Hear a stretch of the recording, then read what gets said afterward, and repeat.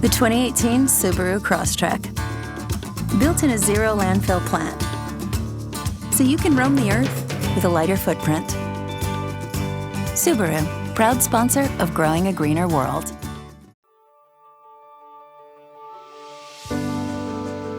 I'm Joe Lample. When I created Growing a Greener World, I had one goal: to tell stories of everyday people, innovators, entrepreneurs, forward-thinking leaders who are all, in ways both big and small, dedicated to organic gardening and farming, lightening our footprint, conserving vital resources, protecting natural habitats, making a tangible difference for us all. They're real, they're passionate, they're all around us. They're the game changers who are literally growing a greener world and inspiring the rest of us to do the same. Growing a Greener World, it's more than a movement, it's our mission.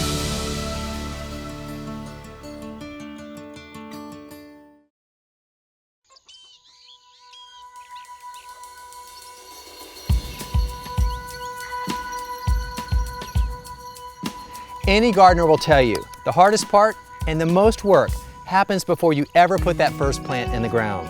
Getting ready for a new gardening season is exhausting, and there is no shortage of work. And I'm often asked, what do I do around here at the garden farm to get ready? What are those tried and true techniques for a productive, healthy garden and a bountiful harvest? So that's what we'll talk about today, some of my favorite ways to make that happen. And this year, I'm also raising the degree of difficulty, a lot, because this is the year that I'm also trying to grow something new, a love of gardening with my youngest daughter.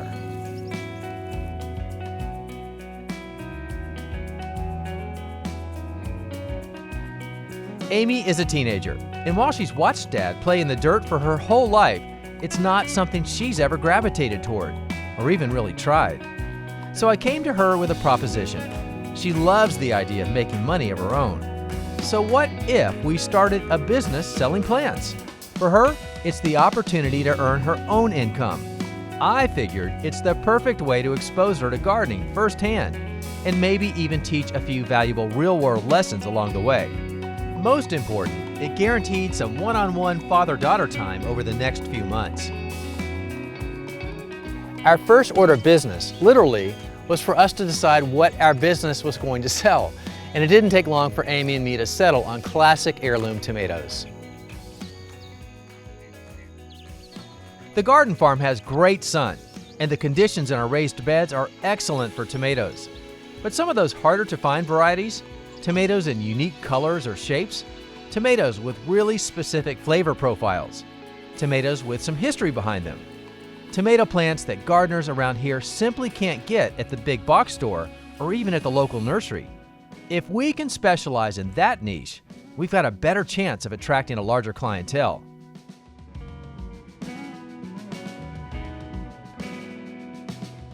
I like that striped German. Look at that one. You want to get that one? Yeah. I love the color of it. So here we are scouring the internet for all our different tomato varieties that we're going to offer to our customers, and we want to have a great selection. A lot of the classic heirloom varieties, some of those great big slicers, maybe some unusual ones that people haven't even grown before, and of course some of those salad tomatoes like the yellow pear, and of course everybody's favorite sun gold. So it's December, and most people aren't thinking about that tomato that they're going to be putting on their BLT on 4th of July weekend. But you have to start in December, because this is when you order the seeds before they sell out, and you get them sown and grown out so that when people are ready to buy these plants, you have them ready. And that's why it's so important to get an early start. But because we're growing so many, we also have to order a commercial seed starting mix that comes in large quantities, because you just can't get that at your garden center or box store. So we'll order that online, and actually that will save us a lot of money, and it's a really fine quality product too. And just to mix it up, we're going to try some peppers and beets and eggplant and some salad greens. So that will give a lot of variety.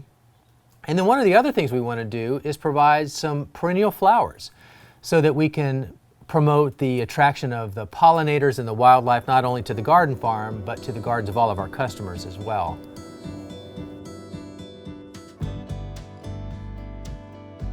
Sowing begins in mid-January.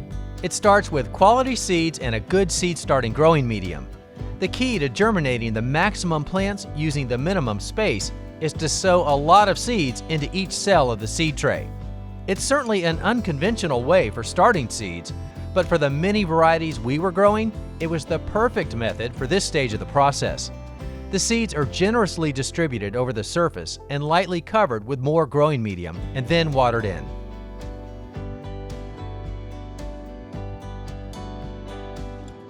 Okay, 4 seed trays sown, about 80 left to go.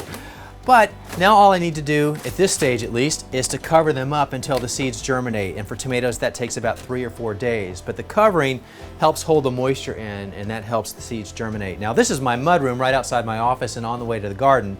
But really, any protected environment will do, whether that's a garden shed or a greenhouse. You just want a warmer environment. Seeds like tomatoes like a warm soil temperature around 75 degrees, so it helps to have a protected environment like that. I also have a heat mat under here that helps get those temperatures up. Now once the seeds germinate, the covers come off. The other important thing about this whole process for the next 6 weeks or so is proper lighting. Most people use fluorescent shop lights. I've used those for years. This time I'm trying LED lights. They are deceptively powerful, which is a good thing, plus they're very efficient. So time will tell, but I'm anxious to see how well these do. Now I also have fans that I use through here to help keep the air circulating. That's very important for the health of the seedlings. But other than that, it's just keeping an eye on them. Nothing else special about this. Normal trays. And then in about 6 weeks, I'll take them outside, and along the way, towards the end, I'll start to harden them off to toughen them up.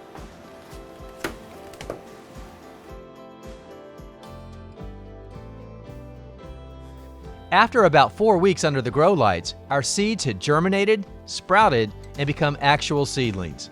And that's the signal that it's time to bump them up. Transplant each of them from their tiny seed starting cells to their larger 3.5-inch pots that they'll be in all the way through to when we sell them.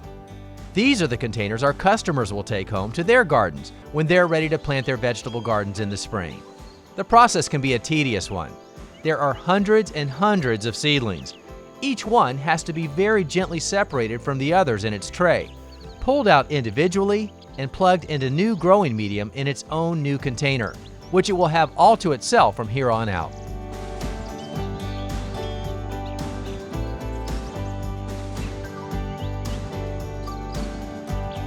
When I pitched the idea to Amy about starting this business, planting seeds and then selling the plants at the farmer's market and to customers through social media, I wasn't sure if she'd be agreeable to it. But when she realized that she might be able to make some money at it, she loved the idea. So then the process began, and I was really surprised at how she took to it. She enjoyed the process, the routine of just putting those seeds into those cells, and then when it was time to bump them up, I could not get over how she was into it. The first day she was 3 times faster than me, and the next day she wanted to know if we had any more seedlings that we could bump up. That's how into it she was. So I knew that the spark was lit, and she's taken off from there. And so now we are off and running, and I'm really excited about what I've seen so far, and I do hope that this sticks, but my gut tells me that it will.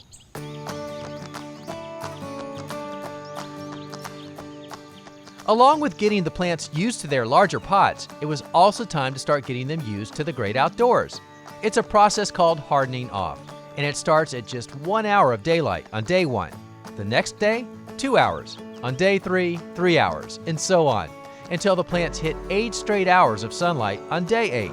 It's a proven way to help the plants gradually build the strength to survive full time in the elements. But it takes some work. It means bringing all of your plants outside and then back inside each day. And for us, that was an hour of carrying trays of plants back and forth every day.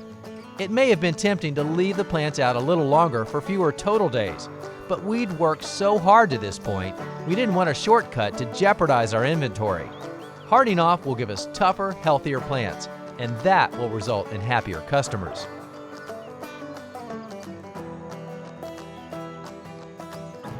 Now, even after you've hardened off your plants, you can't leave them outside unassisted indefinitely. And while the hardening off process will definitely toughen up your plants for those full sunny days and the wind and the rain, it doesn't safeguard them from those overnight lows. So as you're prepping your garden for spring, keep an eye on those overnight temperatures because they can become dangerously low for those tender young plants.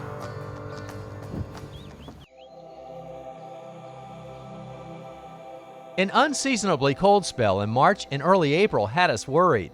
I kept a close eye on the forecast and saw several nights with expected lows just below freezing. With our tomatoes already living outside in the raised beds, they'd need some help to make it through the cold overnight hours. After rigging up some temporary hoops with pieces of flexible PVC pipe, we draped the beds with lengths of shade cloth. It's not much, but it's just enough to trap a few degrees worth of the bed's warmth and keep our tomato plants alive under the protective cover.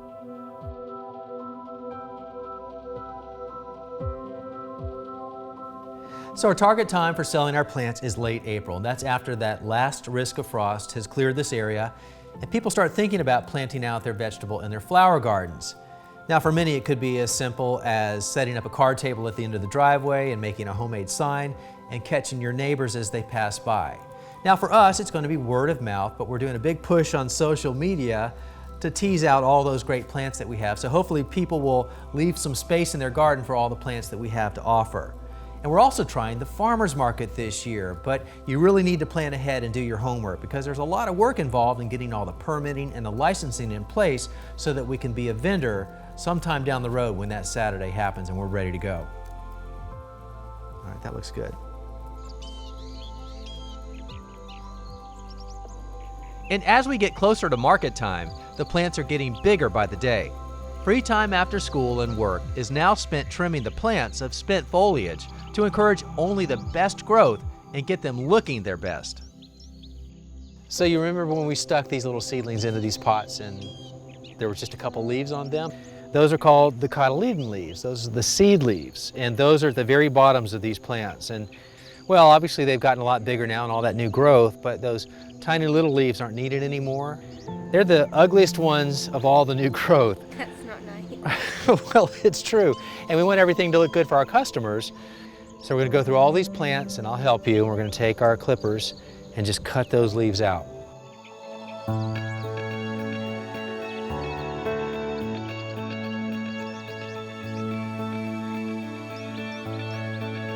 This is one of those steps that makes a lot of gardeners really nervous. It's counterintuitive in a way.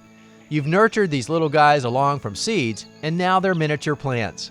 Every bit of new growth feels like further validation of your gardening skills. So why would you purposely go through and cut off the brand new leaves that you've encouraged the plant to put out? Well, by removing the little leaves towards the bottom of the plant, it redirects the plant's growing energy into the big leaves up top, where the fruit will eventually appear. So leave all the top growth, because see how nice and fresh and green and dark it is? That's what it's all going to look like. So we might as well get rid of some of that lower foliage because it's not needed anymore. And some of it's damaged from all that cold weather we had. It's kind of sunburned and dried out, so we can get rid of it. But my work this spring isn't just helping Amy get her heirloom tomato plants ready to sell. I've got the entire garden farm to prep for its usual growing season too. And with 16 beds and about 1,000 square feet of garden space to be planted as soon as it's ready, there's no busier time of year than right now.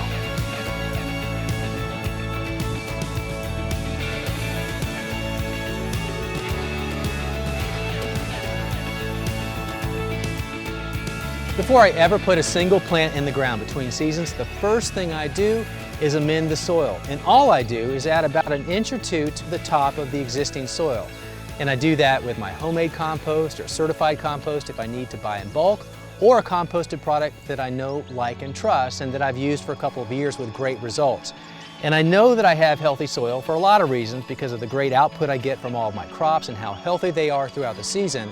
But I can also reach in here between seasons when I have access to the soil just to check it out.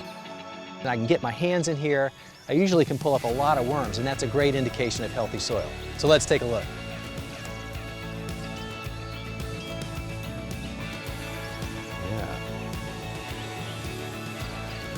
And it is so loaded with worms.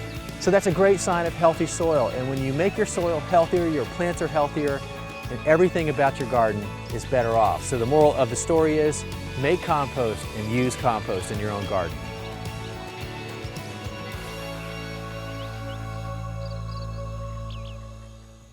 So this is always a milestone moment in my gardening season every spring when I can place those tomato plants into the bed ready for planting. That is huge, and it's going to be a big year ahead. So this is a really exciting time. And this bed is going to house 4 of 32 varieties that I'm growing this year in the various beds. I'm dedicating these plants, or this bed, to Craig LaHoulier because these are actually plants that he named Cherokee Purple, Cherokee Chocolate, Cherokee Green, and one that he bred, Lucky Cross. So Craig, here's to a great season.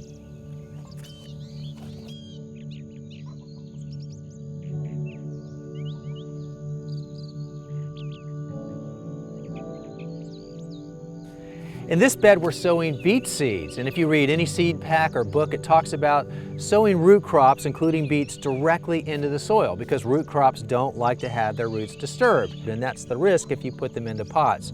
But I have to say, I've been experimenting with that lately, and so have a lot of you, is sowing those beet seeds directly into small containers, a few per container, allowing them to grow out and then thinning out to just one plant. And the beauty of that is, by the time it is ready to plant them outside, you've got one strong plant that you can place into the ground in even spacing for maximum efficiency and a healthy plant. And I'm using my planting board for that. What this allows me to do is space evenly. These notches are every 3 inches. In my case, I'm going to space them every 6 inches. That's going to give the plant the maximum chance to grow out and that beet to form the largest root possible. So I've got the best opportunity to make the most of my time and my space, and next time you're considering planting beets, give this technique a try too.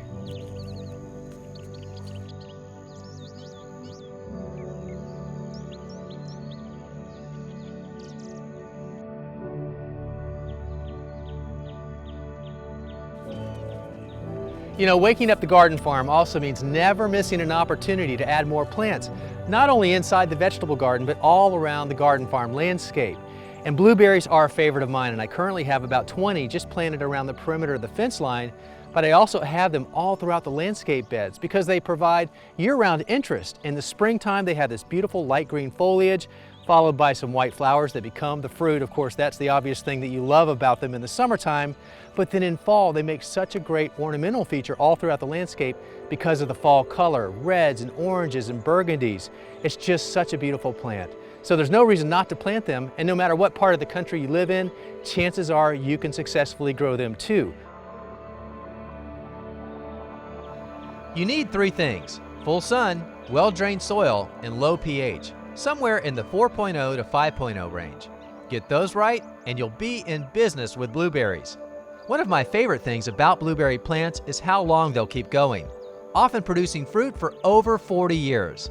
Keep in mind that they'll get anywhere from 18 inches to 15 feet tall, depending on the variety. And yes, there are many different varieties. In fact, to ensure good cross-pollination and a better yield of fruit, typically in the plant's second year, be sure to plant 2 or more different varieties in close proximity. You should get several quarts of berries per plant each year, but expect to lose some to birds and critters unless the plants themselves are protected. Apart from that, blueberry plants are pretty hands-off. You won't even have to prune them until after the 3rd year. So once you put it in the ground, the hardest part is over.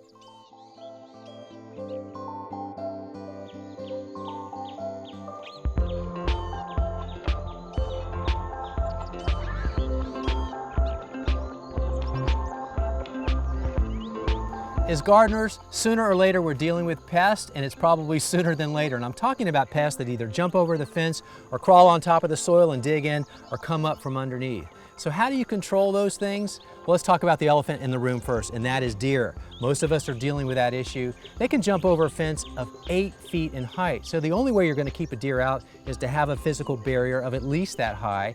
Now in my case, yes, I only have a 4-foot high fence, but I have a very confusing area to deer to look into this area to come in. They want a safe place to land, and they had bad depth perception. So from the outside looking in, this is not a safe place for them. And in the years that I've been here, I've never had a deer come in. So I know I'm pressing my luck, but so far so good. Now the pests that I'm dealing with are the ones that typically are coming on top of the soil and wanting to burrow or forage. And the best way that I've found to deal with that is livestock panel. Actually, what I use is goat panel. It's a smaller version where the squares are only 4 inches in spacing. And I lay that either into the soil or on top with blocks to prop it up off the soil. But I can tell you, that's keeping out chickens and squirrels and chipmunks and even cats that want to use it as a litter box, because it's a physical barrier that deters them and inhibits their freedom of movement in the soil, and it's worked fantastic. Now, the other primary pests that want to come into your garden are either going to come in from underneath or try to crawl up into it. Primarily, that's going to be moles and voles and gophers. And the solution to that problem is the same, and it's hardware cloth. So what is hardware cloth? It's just stiff metal wire with squares spaced, in this case 1 inch apart, but if you wanted to go tighter on that, you could, like ½ an inch. And it works really well as a physical barrier. That's the key. Now imagine for a moment that this is your raised bed. What this actually is a compost sifter. But you get the point, this is the frame of your raised bed. And underneath that, you can roll out the hardware cloth and staple it to the bed, and that's your physical barrier. And if you wanted to go extra safe, you could run this out beyond the perimeter, 6 inches or 12 inches or so, and that creates an extra layer of deterrent. So as the gophers coming into your bed area and they start digging there, they encounter the wire, and hopefully that's enough of a deterrent. But between that and the actual physical barrier within the bed, that's going to work. So what we're trying to do is come up with effective and inexpensive solutions. So hardware cloth, livestock panel or goat panel, or a tall fence, those are all going to work. They're very effective and they're not that expensive to implement as well.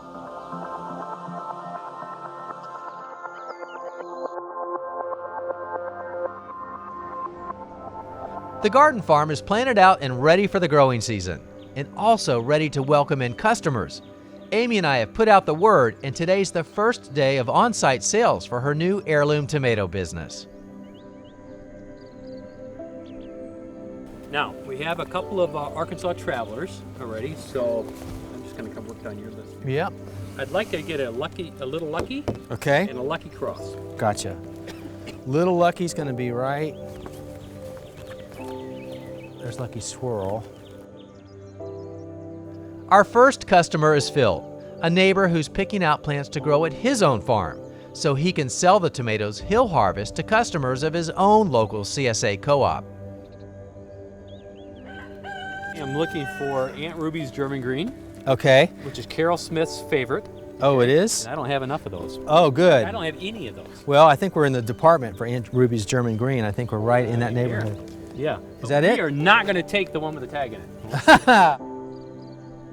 Over the course of a few weekends, we had a decent flow of customers come through. Amy got pretty good about showing off her plants and talking to gardeners about what would grow well in their conditions and meet their unique needs. And she certainly liked the little bit of money coming in too. In fact, the hardest part of selling tomato plants to mostly friends and neighbors was sticking to our prices and not giving out too many friends and family discounts. But that said, bartering and being a good neighbor is a critical part of every small business too, and Amy experienced it firsthand. But selling plants in our backyard was one thing. Setting up a shop at the local farmers market was always part of the plan too. In all, over the course of just the first month of business, Amy sold over 200 plants that she grew herself from seed and totaled almost $1,000 in sales.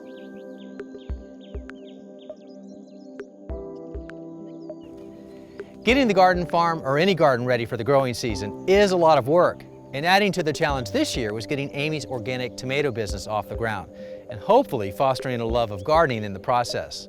Did it work, Amy? Yeah, I think so. Excellent.